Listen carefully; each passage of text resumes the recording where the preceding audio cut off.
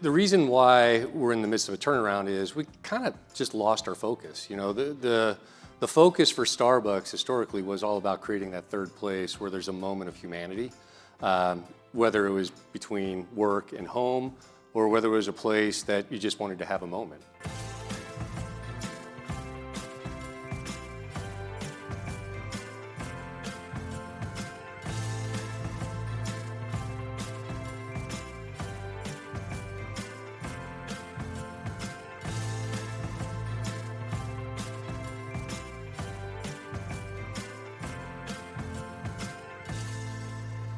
You're 1 year in. Yep. Clearly one of the most iconic brands in the world. Pretty familiar to this group, as you saw by the show of hands. You've called it a turnaround. What's the problem you're trying to solve?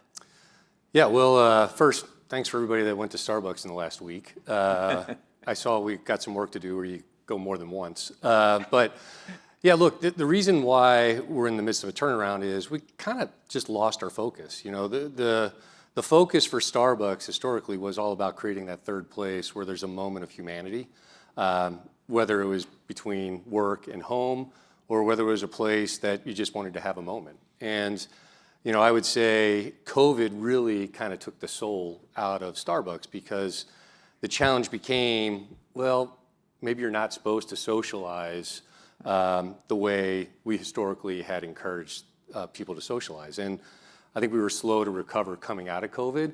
And we made some decisions that started to pull, I think, that third place experience, those moments of connection, those moments of humanity in the store out. And we became too much focused on transaction and convenience and not enough on community, connection, craft, the things that really are unmatched at a great Starbucks experience. But let's talk about that a little bit, because you do have the people who use Starbucks as a third place. Yeah. Then you have people like me who love the app because I can order my coffee, get there right when it's ready, minimize the amount of time, and grab it and get out of the store as quickly as possible. Those are very different customer groups. Well, they are, but I think at the end of the day, we will get more customers to do the grab and go experience if the way the company is defined is through its cafe experience. I do firmly believe that even if you want to come and grab and go, you'd rather grab and go from a place than a soulless experience. And, you know, if you did go by 24th and M, you know, that's an example of a place that got caught up in a remodel where we removed all the seats. Now, the good news is the team that's in there provides tremendous connection. Hopefully, when you walked in, you were greeted. They were great. They were great. Okay, good. By the way, they don't do that in New York. We'll get back to that. Well, yes, okay. At 24th and M, they were fabulous. Well, I'm greeted me by name. You know, we're working hard on that, Alan. We'll get there. But I do believe you need to have these access points, right? Yeah. The drive-through, delivery, mobile order pickup, the cafe. But I think the thing that defines the soul of this brand is the third place experience, that great seat. I think every one of our coffee houses, for the most part, should have a spot where when you walk in, you see a seat and you're like, when that person gets up, that's going to be my seat. You know, I also believe there should be an element of like, they know the barista, whether they know them by name, they feel like they know them. And that ultimately creates this community connection that frankly, I don't think you get anywhere else. And I also do believe, I just saw like Australia banned social media for people under the age of 16. What I've seen over and over again is whether you're 16, 12, 24, 40, 80, people like to be around people, even if that means they're not actually going to socialize with other people. Like I've seen plenty of times, a person's in their headphones, on their computer. They could do that anywhere. They choose to do it in a space where it's a public space. And if you go back and look at time, right, the Spanish Steps, people loved being around people. So when you go around the world, you see these places where humanity likes to have connection. And I think we can bring that to life. And you don't think that conflicts with the desire for convenience? No, we should be able to do both. You think you can do both? You know, you and I had this conversation at the beginning of the pandemic when you were at Chipotle. The way you solved it, as I recall, the way you solved it at Chipotle was say, we're going to build a separate kitchen. We're going to deal with the takeout business over here so as not to disturb the in-store experience. That's right. I mean, have you thought about that for Starbucks? So it's a similar challenge at Starbucks. The difference is, one thing I've learned over the last year is our espresso is really the thing that we have to organize so that if you're ordering in mobile or you're ordering in cafe, we can sequence those orders correctly so that we're on time for the mobile order, and then we're also timely for the customer that's in cafe. And you can do both of those things. We call it our smart queue technology, which literally is just sequencing orders so that our baristas are set up to be successful. The other thing we're testing right now too is allowing you to schedule your order. So if you know you want your coffee at 5:30 a.m., ideally it takes out some of the unexpectedness if you can basically pre-order that 5:30 a.m. coffee, because now we can already queue the orders. You just feed it into the queue at the appropriate time to make sure it's ready. That's right. So then the ticket comes out, and then the barista, it doesn't matter to them whether they're doing a mobile order or a cafe order. What matters though for the customer is the mobile order expectation is you got to be on time and accurate. The in-cafe customer, they want a little bit more connection, and then they also want to know that you're going to be timely. And what's the breakdown between the I want convenience customer and the I want community customer, and is it changing? It's changing. So the way to think about it is 40% of the business is drive-through, 30% is mobile, and then another 30% is cafe. So 70% are there to get their coffee and move on. Correct. And is that growing? But remember, 60% are coming into the store because the mobile order pickup customer comes into the cafe. And that's why I think it's so important for you to have that experience when you come into the cafe. It's the first year. I'm sure, a giant company like this, the first year, lots of things happen that you didn't expect. What's been the hardest thing about this turnaround for you so far? I was just talking about this with Mike a little bit. I just underestimated the scale and the magnitude of people. We've got 250,000 employees, and we call them partners in the United States. So in order to get everybody on kind of the same path, it takes a little bit longer adoption curve. And you have like 50% turnover too. We have 50% turnover, but luckily our coffee house leaders, the turnover is more in the 20% range. So those are the folks that are actually running the coffee house, setting the culture, setting the standard. The thing that's been nice is coming up with a simple strategy around the idea of back to Starbucks. Just by saying back to Starbucks, that gives a visual understanding to our partners of what we're trying to achieve. Because everybody remembers like a Friends episode or that coffee house experience that by me saying back to Starbucks, that kind of harkens that memory of what I would call the barista customer connection that we're after. And look, there's a lot of other things that have to happen in order to enable that. But if we just get to a place where every single one of our partners greets you when you come into a coffee house and creates a handoff moment, we are way ahead of all our competitors. So let's talk about the people challenge, because that's, as we talked about last night, that usually for all the conversation about technology, it's usually the people challenge that becomes the hardest. You got more than 250,000 people, right? Yeah. We've already talked about 24th and M. Whatever you did, it was right. But most of the stores I go to in New York don't have the same level of friendliness. How do you get that consistent across, 40,000 stores, 250,000 people? How do you possibly do that? Look, the way my experience has been is you do have to get people to understand what the standard of customer service is that we're after. And one of the things that really kind of bummed me out or surprised me when I first got to Starbucks is I asked the question, who would you say is a great customer service company? Or maybe I'll ask this audience, who would you say is a great customer service company? Anybody? Nordstrom? Chick-fil-A? Chick-fil-A. Home Depot? Disney, okay. Four Seasons. What's interesting is some of those companies, some customers would say maybe they were in the past. Others would say maybe they're having a moment. Yeah. But I don't think there is the defining customer service company like there was when I remember Nordstrom's actually was. Yeah. And I actually am disappointed nobody said Starbucks. Yeah. Because if you go back 10 years ago, you would have said Starbucks. And I simply believe we are on a mission to be the defining customer service company in the world. And when you set that standard for those that want to join your company, you're also sending a message of who we want to be working at our company. If you don't like customer service, you're probably not going to like working at Starbucks. Yeah. And so we're in that transition of getting people to understand that. And it was actually funny, I was reading a Reddit thread on people that were going through the interview process. And they were like, hey, I'm about to have my second interview, and we've instituted where our district managers also have to be part of the interviewing process. They're like, what's one of the questions I should be prepared for? And they said, oh, you better be prepared to talk about how you like customer service. Oh. And so when I saw that in the Reddit thread, I was like, okay, we're making progress. The message is getting through. On what the standard of services that we want. Do you have any way of measuring it? When I walk in and out of a store in New York and nobody looks at me, do you know? Well, so we've just started a new program. It's called the Grow Scorecard. So if you go into a store, we're actually keeping very simple metrics in place for people, where one of them is basically customer satisfaction. And so that is one of their key metrics that they have to get a score on. And it's twofold. One is customer feedback. The other one is just reading Yelp reviews, Google reviews. Frankly, this is where we're using technology to have a better understanding of what people are saying about each individual store.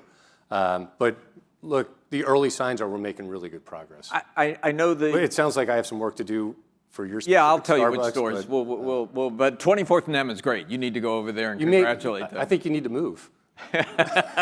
Further south. I started south. I can. I know it's only a small portion of your employees who are unionized. Correct. But is the union a problem for you in making the people transition? You know, obviously people have the right to unionize if that's what they believe is right. The thing I've decided that we're going to make sure we focus on is we have to have the best job in retail. And when you look at what we offer at our company, there is no doubt we are providing one of the best jobs. Still true. That's still true. 100%. You know, look, we offer healthcare benefits when you work 20 hours. Wow. You can get a 4-year college degree from Arizona State completely free. Wow. Any barista who's worked Any barista, 20 hours. as long as you get 20 hours. You know, we have parental leave for our hourly employees, 18 weeks, just like you find in most big corporate jobs. So, you know, when you stack up all the benefits and then the pay, which, by the way, you know, we pay well above minimum wage across the country. And in fact, on average, I think our wages are $18, $19 an hour. And then you layer in all these benefits. I know you mentioned 50% turnover. For everybody, a comparison in our industry, most people have 120% turnover. So just the fact that people aren't turning over also indicates what we're providing. And I was speaking with somebody earlier before, you know, she mentioned to me when she was between college and getting her journalism degree, you know, or journalism work, you know, she was working at Starbucks because we provided her an opportunity to work for 20 hours, get full benefits. I think she even said she was a coffee master, which is, if you see people wearing a black apron, they've gone the next step. So, you know, I'm really proud of what we provide, and we're committed to continue to make sure we A lot of that, of course, was central to the vision of your founder. Yeah. Can you talk about your relationship with your founder? Yeah, sure. Howard and I, you know, it's been actually a really good relationship. You know, he's been very supportive. Some of your predecessors had a little problem with that. I guess all of them. Yeah. Yeah, look, you know, I've had the opportunity to work with founders at Chipotle or the founder at Chipotle, and now I'm having the opportunity to work with Howard. And the one thing that you have to give your, you know, tip of the cap to is he went from 6 stores to 40,000 stores around the world and created this idea of espresso in the third place that just frankly didn't exist. So, you know, we probably won't agree on everything, but at the same token, so you do disagree with him. Oh, of course. I disagree with my wife. So it's like we've been married for 25 years. So it's like these are healthy tensions, and I think you know, the good news is he's actually becoming somebody that I think you know, you need these mentors as you progress your career, where you know, you can lean into, like, give me the history on that. Why did you make the decision that you made? And you know, for the most part, we can agree to disagree. How often do you talk? I probably catch up with him once a month. Yeah. Yeah. That's great. Yeah. Let's talk about politics a little bit since we're in Washington. How are tariffs affecting your business? Well, fortunately for us, green coffee has now been excluded from tariffs, which I guess that happened about a month ago. Yep. But prior to that, you know, it was a challenge because, you know, we were sourcing green coffee from, you know, Brazil, Colombia, really kind of all the countries you would expect. And so that was challenging because we had Brazil, which is the biggest supplier of coffee, had a 50% tariff for a while. So it presented some challenges. But for the most part, we're a pretty local business once you get outside of green coffee. Yeah. And were you personally involved in securing the exemption for coffee? I mean, I was definitely an advocate for it. Did you meet with the president? Did not meet with the president. They gonna name the ballroom after you? Did you make a big contribution? No. Fortunately, some of the folks that did a lot of the work are actually here with me. But it was actually a simple case that we were making, which is you can't grow green coffee in the United States. And fortunately for Starbucks, we roast all the coffee in the United States. So we have roasting facilities across the United States that then roast all the coffee that you experience, whether it's in the grocery store or at a Starbucks. So let's talk about China, which was a big area of expansion for Starbucks for many years. Now you're divesting. Why? Well, we're still going to be a 40% partner. Yeah. And so it's a tremendous opportunity for us. We have 8,000 stores in China. We believe we'll have 20,000 in the not too distant future. The partner, Boyu, that we've partnered up with, they're a local private equity group with deep roots in China.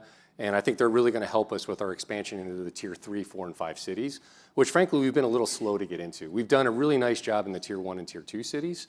We've also done a phenomenal job of building a coffee industry, a supply chain that's all local to China.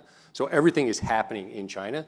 We needed a partner to help us figure out how to navigate and move the business from the tier 1 to the tier 3, 4, and 5 cities, which there is tremendous opportunity. Is it a different business in China?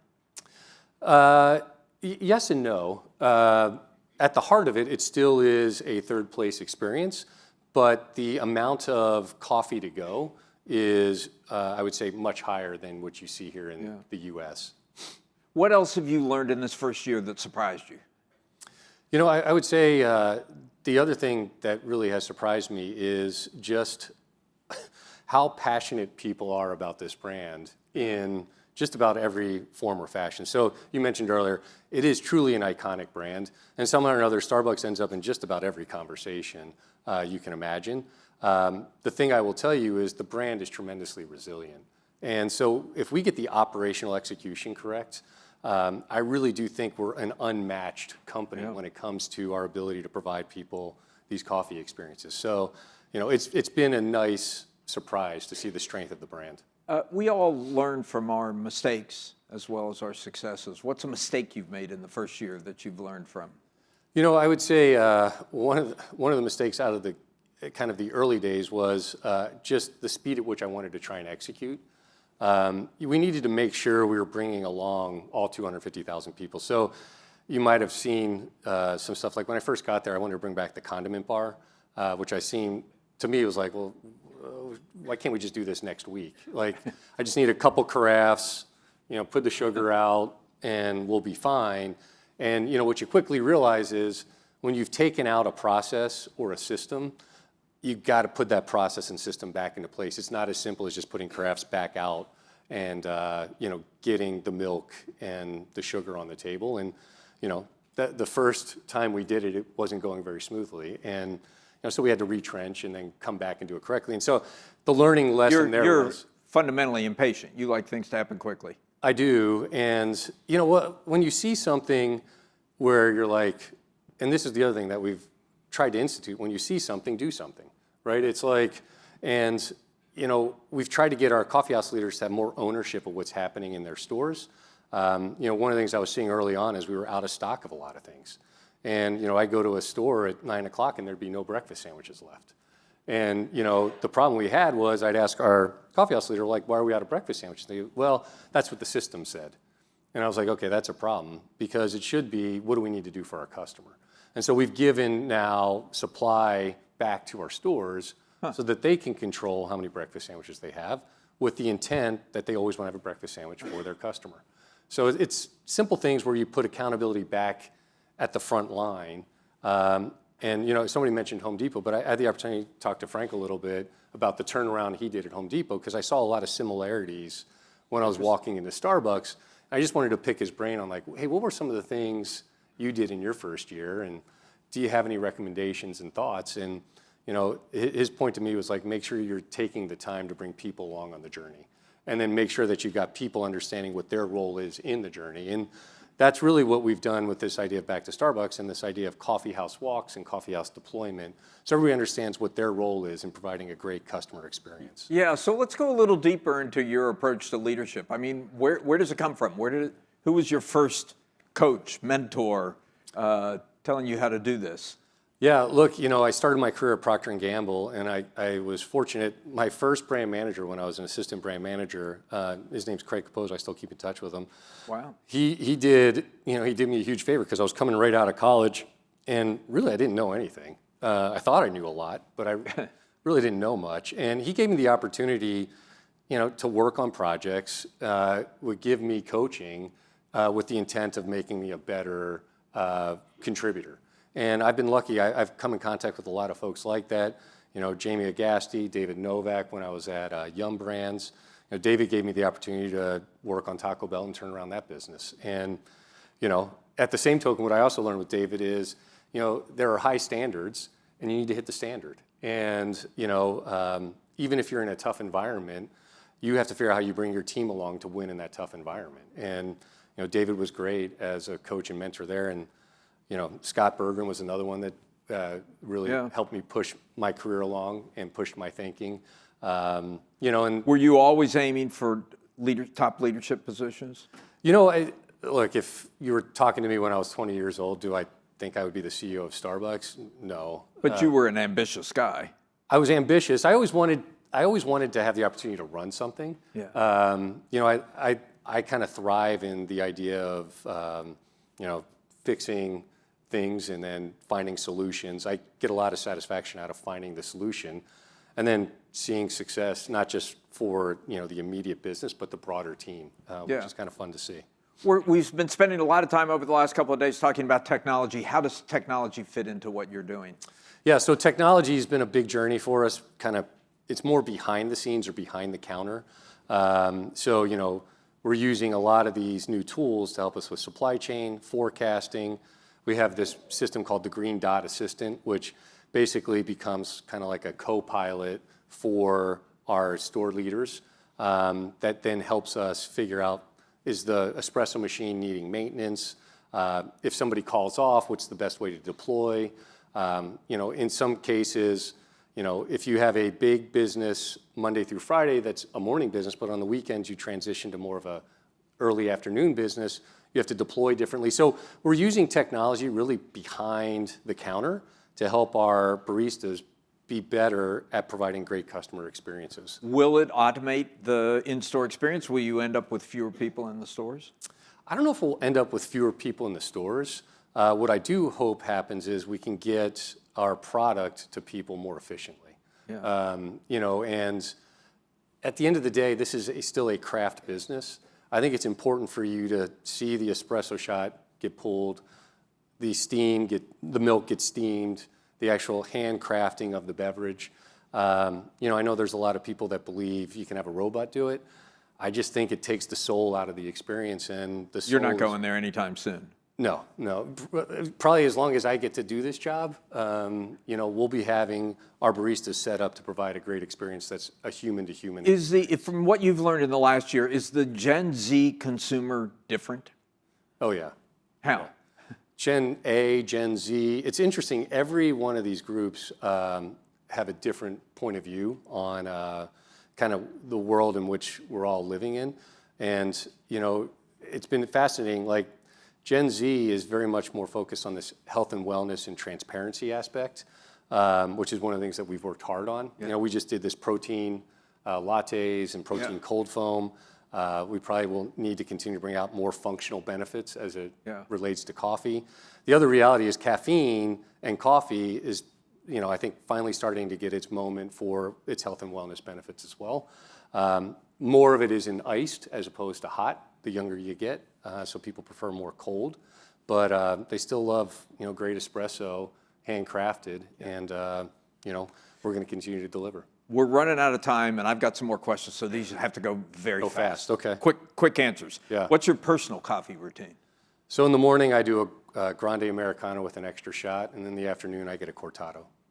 And when is the last cup of coffee of the day? Probably around like 3. 3 o'clock, no more after that. No. What's the best book on leadership you've read? You know, I probably still go with the oldie but goodie, good to great. You know, I still kind of revert. I still kind of go back to that book every once in a while. How many direct reports do you have? I have 9. 9? Yeah. You prefer like Peloton or yoga? What's your exercise routine? Neither. You know. Are you a runner? I'm a runner, yeah. So, and preferably outside. Seattle or Southern California? Be honest. Depends on the time of year. If favorite fast food chain other than Starbucks? Chipotle. Yeah. Too easy. Said be quick. Yellowstone or Ted Lasso? Oh, that's a good question. You know, probably Yellowstone. Yellowstone, you're a Yeah, tough guy. well, I like the character development. Okay, did you test your grip strength out front? I have not yet. Actually, that I could be was, next. you know, the show that I think's been I just finished the first season is Landman. Amazing. Yeah, Billy Bob we're going to Thornton. ask Mike Worth about that. Oh, yeah. Well, I'm just warming everybody up for Mike anyway. So. Brian, thank you so much. Yeah, thank really you. Great. Yeah, thanks.